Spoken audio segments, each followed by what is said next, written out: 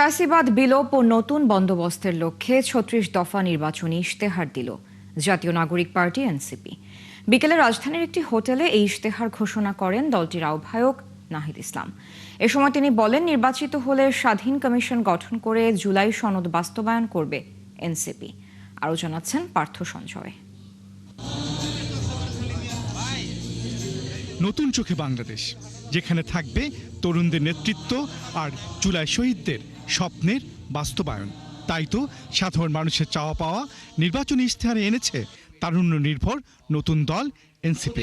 আমাদের যে প্রথম টার্গেটটা থাকবে, ভোটের 12 দিন আগে 36টি প্রতিশ্রুতি ও পরিকল্পনা নিজেদের ইশতেহারে তুলে ধরলেন দলটির আহ্বায়ক নাহিদ ইসলাম। এই ইশতেহারের নাম আমরা দিয়েছি তারুণ্য ও মর্যাদার ইতিহাস। অর্থাৎ পুরো গোটা ইশতেহারের মধ্যে, ম্যানিফেস্টোর মধ্যে two things are important: youth and dignity.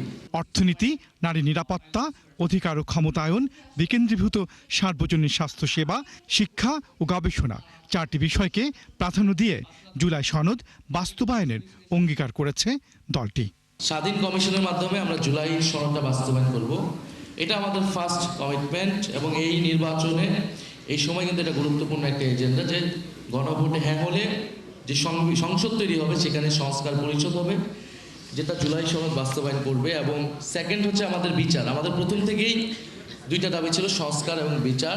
এবারে নির্বাচনে কার্ডের রাজনীতি চলছে অভিযোগ করে নাহিদ বলেন, তার দল নাগরিক সকল সুবিধা সহ একটি ইউনিক কার্ড চালু করবে। এখন তো ইশতেহারে কার্ডের রাজনীতি চলতেছে, অমুক কার্ড তমুক কার্ড।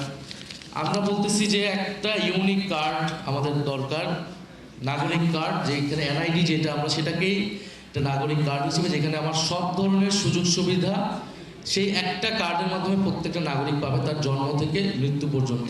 এর আগে দলটির নির্বাচনী কমিটির প্রধান আসিফ মাহমুদ সজীব ভুঁইয়া বলেন, এই ইশতেহার রাষ্ট্র কাঠামো পরিবর্তনের। জাতীয় নাগরিক পার্টি বিশ্বাস করে মৌলিক ও কাঠামোগত সংস্কার ছাড়া স্থায়ী গণতান্ত্রিক রূপান্তর সম্ভব নয়।